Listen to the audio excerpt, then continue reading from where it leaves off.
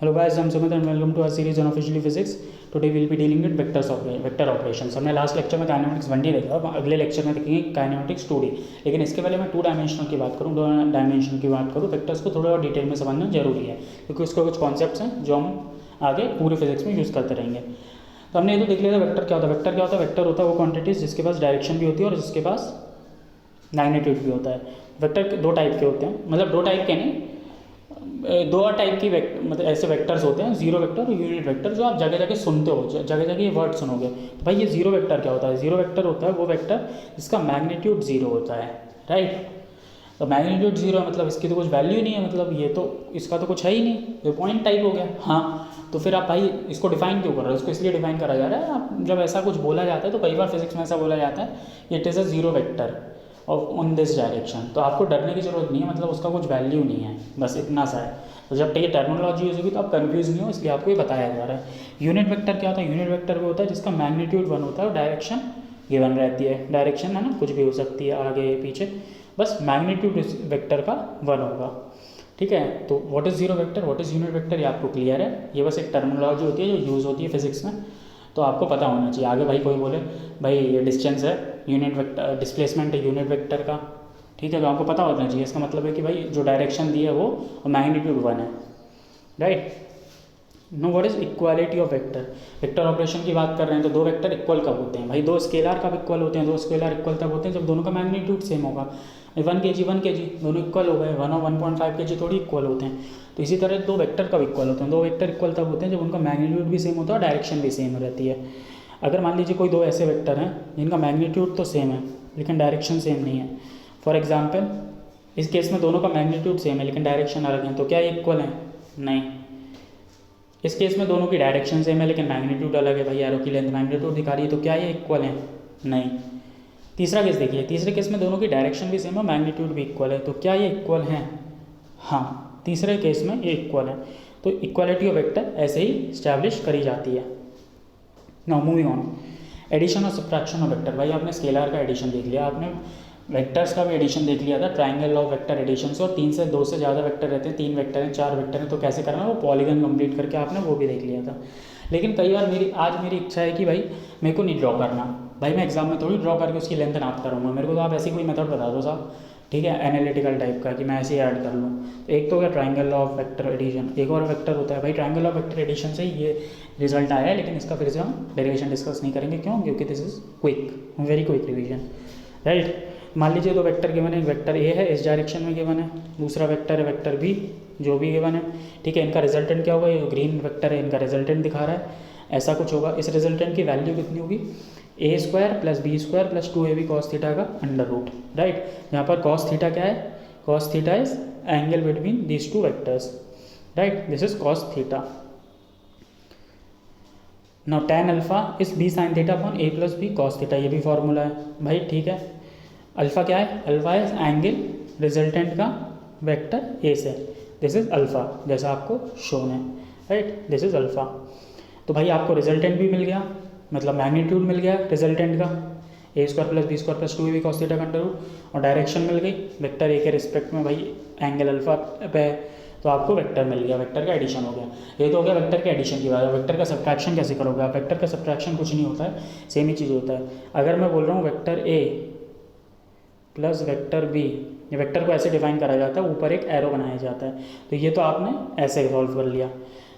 अब अगर मैं बोलूँ vector A minus vector B, तो आप कैसे निकालोगे? तो वेक्टर ए वैसा का वैसा बना दो भाई, इसको मैं ऐसा भी तो लिख सकता हूँ, इसको ऐसा भी तो लिखा जा सकता है, vector A plus minus vector B, मतलब मैं वेक्टर ए और माइनस वेक्टर बी को ऐड कर रहा हूँ, ठीक है। तो इसको मैं कैसे लिख सकता हूँ? वेक्टर ए तो मैंने ऐसा कर दिया, ये तो वेक्टर ए वैसा का वैसा है, माइनस वेक्टर बी क्या हो जाएगा भाई? अगर वेक्टर बी ऊपर था तो माइनस वेक्टर बी हो जाएगा नीचे की साइड। तो अगर इन दोनों वेक्टर्स को मैं ऐड कर दूं, राइट, वेक्टर ए और माइनस वेक्टर बी को, ठीक है, तो जो रिजल्टेंट आएगा वो मेरे को दोनों का सब्ट्रैक्शन हो जाएगा, a - b आ जाएगा, राइट। तो सब्ट्रैक्शन भी एडिशन की तरह होता है, b को आप -b से रिप्लेस कर दीजिए, तो रिजल्टेंट हो जाएगा a² + b² स्क्वायर, नेगेटिव का स्क्वायर पॉजिटिव आ जाएगा, -2ab cos थीटा, और जहाँ पर अल्फ़ा tan अल्फ़ा फाइंड करना है उसमें b की जगह आप फिर से -b रख दीजिए, तो आपको अल्फ़ा की भी वैल्यू आ जाएगी। This is how you will add और सब्ट्रैक्ट द वेक्टर्स, राइट। इसे कुछ क्वेश्चंस करिए, आपको फ़ौरन समझ में आ जाएगा कैसे करना है, ठीक है। अब आपको मालूम है कैसे निकालना है, प्रैक्टिस कर लीजिए आप थोड़ी सी। रेजोल्यूशन ऑफ वेक्टर, भाई रेजोल्यूशन ऑफ वेक्टर क्या होता है। मान लीजिए आपको कोई वेक्टर गिवन है, ठीक है, ये आपको वेक्टर ए गिवन था, यहाँ पर ये गिवन है यहाँ पर, ठीक है। अब मैं बोल रहा हूँ कि भाई मेरे को इस वेक्टर ए को दो डायरेक्शन में रिजॉल्व करना है, मतलब मेरे को इस वेक्टर ए को एक्स और वाई डायरेक्शन के अलॉन्ग बताना है। फॉर एग्जांपल भाई ये मेरी एक्सिस है, ठीक है, आपने मेरे को एक वेक्टर बता दिया है कि ऐसा एक वेक्टर है, ठीक है, ये एक्स और वाई एक्सिस है। अब मेरे को ये बताना है कि ये जो पॉइंट है पोजीशन वेक्टर है, ठीक है, इस पॉइंट का पोजीशन वेक्टर है। तो आप तो मेरे को ये बता दोगे कि भाई इतनी डायरेक्शन में इतने एंगल पे है, लेकिन मेरे को इस जैसे मान लीजिए इसकी 5 है, इसका मैग्नीट्यूड 45 डिग्री पे, तो आप तो मेरे को ये बोल रहे हो कि भाई 5 किलोमीटर चल जाओ 45 डिग्री पे।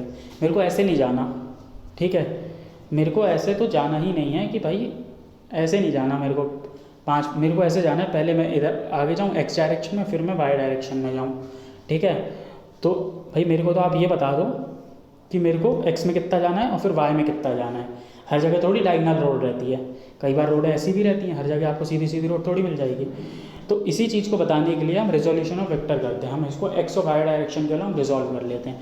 तो एक्स डायरेक्शन में इसका मैग्नीट्यूड होगा a cos phi, ठीक है, अगर फाई एंगल यहाँ से बना रहा है तो ये होगा a cos phi और दूसरा हो जाता है a sin phi, ठीक है।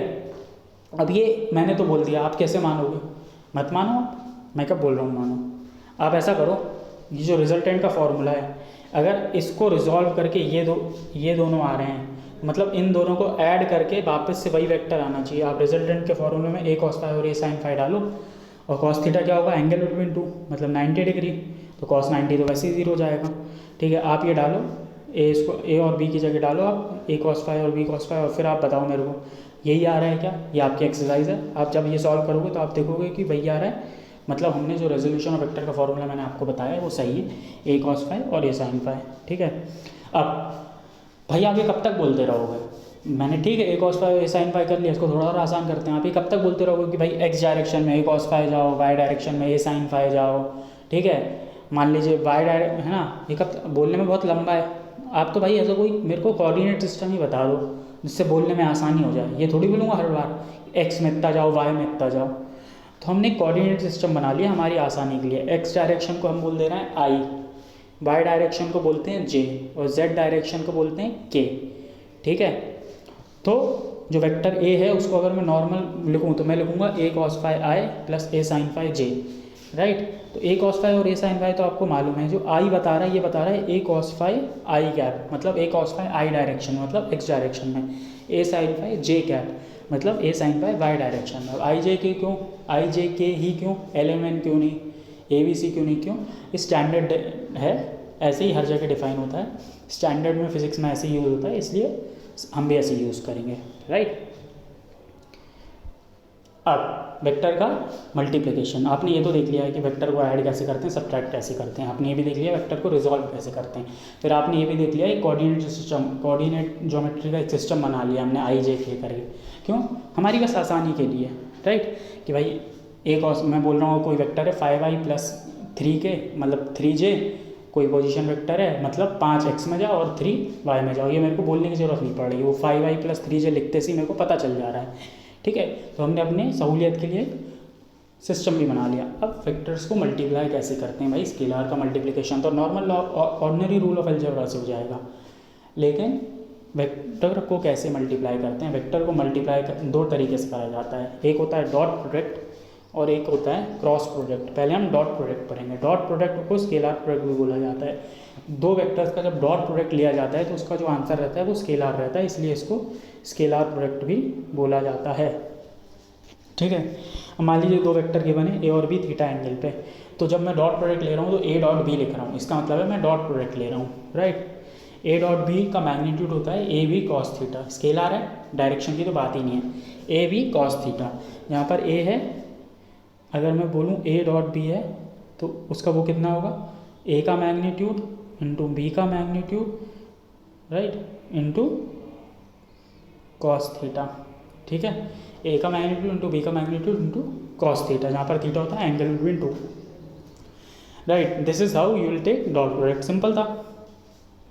अब हाँ, इसकी कुछ प्रॉपर्टीज होती हैं। A dot B is equal to B dot A dot B plus C, अगर ब्रैकेट में जो यहाँ गिवन है ब्रैकेट खोल दो तो A dot B plus A dot C, ये इसकी कुछ ऐसी प्रॉपर्टीज़ होती हैं, कम्युलेटिव प्रॉपर्टी, और ये सब इस पर एप्लीकेबल होती हैं। अब अगर आई जे के टर्म्स में बात करें थोड़ा सा, जिससे आपको आसानी हो, तो आई डॉट जे कितना होगा, ठीक है। मैं आपको एक इसमें से, ये भी कुछ प्रॉपर्टीज़ होती हैं, ये चीज़ें आपको याद रखनी है। आई डॉट जे 0 होता है, आई डॉट के 0 होता है, जे डॉट के 0 होता है, ठीक है। आई डॉट आई 1 होता है, जे डॉट जे 1 होता है, और के डॉट के 1 होता है, ठीक है। इसमें से मैं आपको एक डिराइव करके बता देता हूँ, बाकी आप वैसे समझ जाओगे, होशियार हुई, ठीक है। मान लीजिए आई डॉट आई डिराइव करना है मेरे को, तो आई डॉट आई कितना होगा, ए डॉट बी, ए का मैग्नीट्यूड, ये क्या है, ये यूनिट वेक्टर है अलॉन्ग एक्स, जे है यूनिट वेक्टर अलॉन्ग वाई, के है यूनिट वेक्टर अलॉन्ग जेड। आप बोलोगे पहले क्यों नहीं बताया आपने, पहले इसलिए नहीं बताया क्योंकि जैसे जैसे चीज़ें बढ़ती आ रही हैं वैसे वैसे मैं बताते जा रहा हूँ। क्विक रिवीजन है, आपको थोड़ा बहुत आइडिया है, ठीक है, तो मैं बताते जा रहा हूँ। जब मैं लिखता हूँ 5i प्लस 6j, ठीक है, ये एक वेक्टर है, तो 5 उसका मैग्नीट्यूड है एक्स डायरेक्शन में, आई, ठीक है। आई क्या है, unit vector along x direction, मतलब 5 unit vector along x direction है, तो आई का मैग्नीट्यूड 1 है भाई, उसमें 1 इंटू एनीथिंग वॉट क्या होगा, एनीथिंग ही होता है, तो 5i, तो उसका मैग्नीट्यूड एक्स डायरेक्शन में 5 हो जाता है, ठीक है। तो इसलिए हमने यूनिट वेक्टर पढ़ा था। अब मैं क्लियरली आपको बता पा रहा हूँ कि आई है यूनिट वेक्टर अलॉन्ग एक्स, जे है यूनिट वेक्टर अलॉन्ग वाई, के है unit vector along Z, right. तो आई डॉट आई कितना होगा, मैग्नीट्यूड ए, आई का मैग्नीट्यूड कितना है 1 इंटू 1, आई डॉट आई है ना, उसका मैग्नीट्यूड, आई का मैग्नीट्यूड 1 है, into cos theta angle between to, cos theta angle between to क्या है, दोनों एक ही डायरेक्शन में, 0, कॉस 0 कितना होता है 1, तो आई डॉट आई कितना हो गया 1 इंटू 1 इंटू 1 मतलब 1। This is how you will get I dot I. इसी तरह आप जे डॉट जे और के डॉट के निकालिए, और जब आई डॉट जे निकालोगे तो आई और जे के बीच का एंगल कितना है 90 डिग्री, कॉस 90 कितना होता है 0, तो वैसे ही 0 हो गया। This is how you will find dot product, ठीक है। अब एक एग्जाम्पल ले लेते हैं। मान लीजिए एक वेक्टर गिवन है, ठीक है, वेक्टर कुछ भी गिवन हो सकता है, 5i plus 6j plus 7k, ठीक है। दूसरा वेक्टर गिवन है 6i plus 7j plus 8k, तो न्यूमेरिकल की जगह मैं आपको वेरिएबल फॉर्म में लिख देता हूँ, axi plus ayj plus azk, bxi plus byj plus bzk, ठीक है। आप कोई भी वैल्यू रख दीजिए, मतलब a और b की जगह कोई भी कांस्टेंट वैल्यूज रख दीजिए। तो अब इनका स्केलर प्रोडक्ट लेना है, a डॉट बी क्या होगा, a डॉट बी ले लिया आपने। अब इसको ओपन कर लीजिए, जब ओपन करोगे तो कैसे ओपन होगा, ऐसे इसी तरह ओपन होगा जिस तरह लिखा हुआ है यहाँ पर, राइट। आपको बताने की ज़रूरत नहीं है, एक्सप्लेन करने की भी ज़रूरत नहीं है। a डॉट पूरा बी वेक्टर, जे की साइड और पूरा बी वेक्टर, के की साइड और पूरा बी वेक्टर। तो जब इसको आप मल्टीप्लाई करोगे, अब इस स्टेप को ध्यान से देखिए, राइट, जो इस पर मैं ट्राइंगल जिसको मैंने हाईलाइट करा है, इसको ध्यान से देखिए।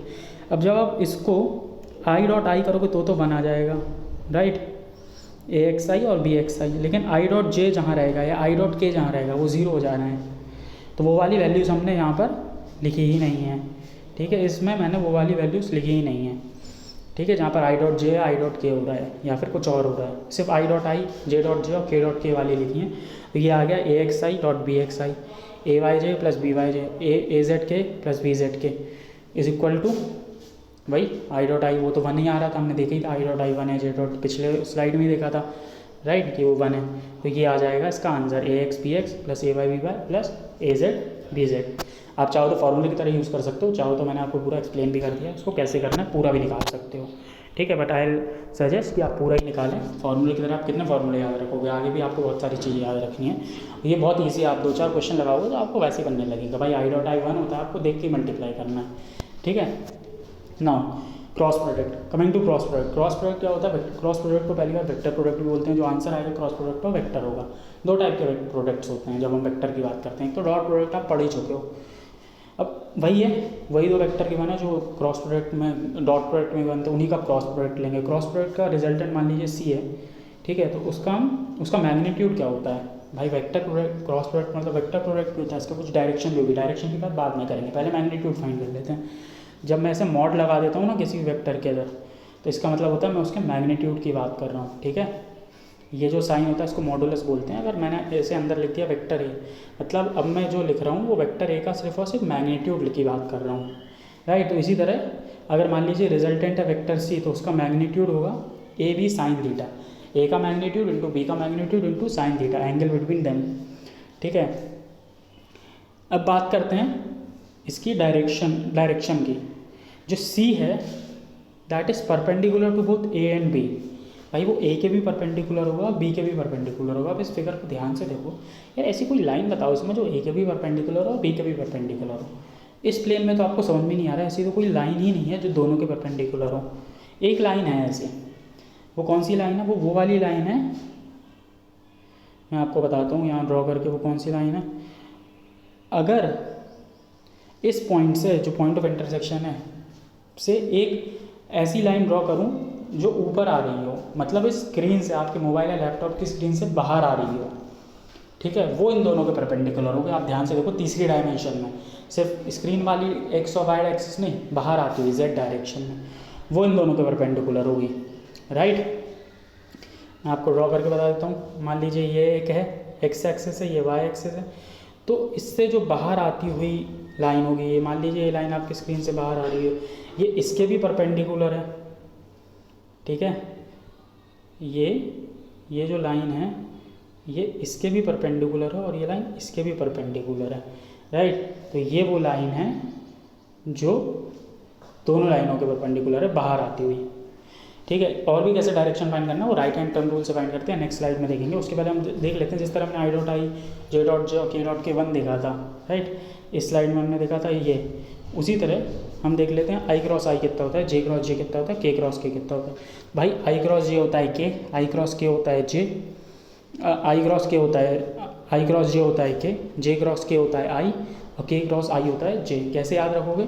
साइक्लिक प्रोसेस है भाई। आई क्रॉस जे कितना हो गया के, जे क्रॉस के कितना हो गया आई, के क्रॉस आई कितना हो गया जे। मान लीजिए उल्टा बोल दे, आपको बोल दे जे क्रॉस आई कितना हो गया, इसमें A dot B is equals to B dot A नहीं लगता है, इसमें भैया जे क्रॉस के हो जाएगा। अब देखो आप जे क्रॉस आई कितना होगा, उल्टी डायरेक्शन में जे क्रॉस आई हो जाएगा आपका माइनस के, ठीक है। आई क्रॉस जे कितना होता है के, लेकिन जे क्रॉस आई कितना होगा माइनस के, ठीक है भैया। उल्टी डायरेक्शन में साइन नेगेटिव हो जाता है। आप तो ऐसे इसको इसी तरह याद रखो, ये साइकिल के तौर पे आई जे के उल्टा हो जाएगा तो नेगेटिव साइन आ जाएगा। अब आई क्रॉस आई कितना होगा 0, जे क्रॉस जे कितना होगा 0, के क्रॉस के कितना होगा 0। नौ कैसे आता है? जिस तरह हमने उसका डेरिवेशन देखा था उसी तरह आप इसका भी डेरिवेशन देख लीजिए, आप एक सॉल्व करके देख लीजिए, बाकी वैसे ही आ जाएगा। हम अभी मैं लिख के नहीं बता रहा हूँ, ऐसे ही बता देता हूँ। जैसे आई क्रॉस जे बता देता हूँ आपको। आई क्रॉस जे कितना होगा? पहली बात तो A B sine theta, i का मैग्नीट्यूड 1, जे का magnitude 1, 1 into 1 into sine theta, right. I और जे के बीच का एंगल कितना होगा 90 डिग्री, एक एक्स है एक वाई है, तो साइन 90 1, तो कितना हो गया 1। आई क्रॉस जे का मैग्नीट्यूड तो हो गया 1, डायरेक्शन क्या होगी perpendicular to both A and B, perpendicular to both i and j क्या होगा perpendicular to i, perpendicular to j क्या होगा जेड के अलाउंग मतलब के, तो वो उसकी डायरेक्शन होगी। भाई अब जब मैं बोल रहा हूँ perpendicular to I and J, magnitude तो मैंने पहले ही निकाल लिया है, डायरेक्शन बताना है, डायरेक्शन में बता दूंगा यूनिट वेक्टर से, क्योंकि यूनिट वेक्टर डायरेक्शन बता रहा है और मैग्नीट्यूड तो 1 है। अगर मैं लिख दूंगा ऐसे कोई भी नंबर इनटू यूनिट वेक्टर, तो उस नंबर की वो डायरेक्शन बता देगा, क्योंकि यूनिट वेक्टर का तो मैग्नीट्यूड 1 ही है, तो उसके magnitude into sum anything into 1 वही एनीथिंग ही रहेगा, ठीक है। बस उसकी वो डायरेक्शन दिखा देगा। मान लीजिए मैं लिख रहा हूँ 5J, ठीक है, तो 5 तो उसका मैग्नीट्यूड है, जे क्या बता रहा है, जे बता रहा है direction is along Y axis, ठीक है, और जे का मैग्नीट्यूड तो 1 ही है, तो 5 इंटू 1 5 ही रहेगा। ये मैं बोलना चाह रहा था आपको। अब क्रॉस प्रोडक्ट का आप वो कैसे निकालते हो direction, right and thumb rule से। मान लीजिए वही दो वेक्टर ए और बी गिवन है, ठीक है, यहाँ पर ड्रॉन है, ध्यान से देखिए, आप थोड़ा सा जूम करके देख लीजिए, ठीक है। अब इस वेक्टर की मेरे को राइट हैंड थंब रूल से डायरेक्शन निकालना है। कैसे निकालोगे? आप अपना राइट हैंड लो, लेफ्ट नहीं राइट ही हैंड लेना है, ठीक है। उसको ए क्रॉस बी निकालना है, तो पहला वेक्टर ए है, तो पहले वेक्टर के अलावा अपनी पहली 4 उंगलियां रख लो आप, तो है ना, पूरा हाथ रख लो और थंब को ऊपर रखो जैसा इसमें शोन है, और उसको उंगलियों को कर्ल करो अलोंग दूसरा वेक्टर क्या है बी के अलोंग कर्ल करो आप, तो उंगलियों को, ये हाथ था उसने उंगलियों को बी के अलोंग कर्ल करा है, तो जो थंब की डायरेक्शन होगी वो आपको आपके रिजल्टेंट की डायरेक्शन देगी, ठीक है। ये ए क्रॉस बी है, इसकी थंब की डायरेक्शन ऊपर है, ठीक है। अब बी क्रॉस है, आई क्रॉस जे अगर के आ रहा था और लेकिन जे क्रॉस आई करा तो माइनस के आ रहा था, तो मतलब उसकी डायरेक्शन जस्ट ऑपोजिट हो जानी चाहिए, नेगेटिव साइन लग गया मतलब नीचे आनी चाहिए। तो अब बी क्रॉस ए आप करके देखो, इसमें तो ए क्रॉस बी शोन है, बी की अलॉन्ग फिंगर रखो, ए के अलॉन्ग उसको कर्ल करो, तो आप देखो थंब आपका नीचे की साइड शो कर रहा है, राइट। तो A cross B is equal to minus B cross A cross B is not equal to B cross A, एक नेगेटिव साइन आ जाता है, ठीक है। तो this is right hand thumb rule. और इसी तरह से आप डायरेक्शन फाइंड करोगे पूरे फिजिक्स में वेक्टर्स की।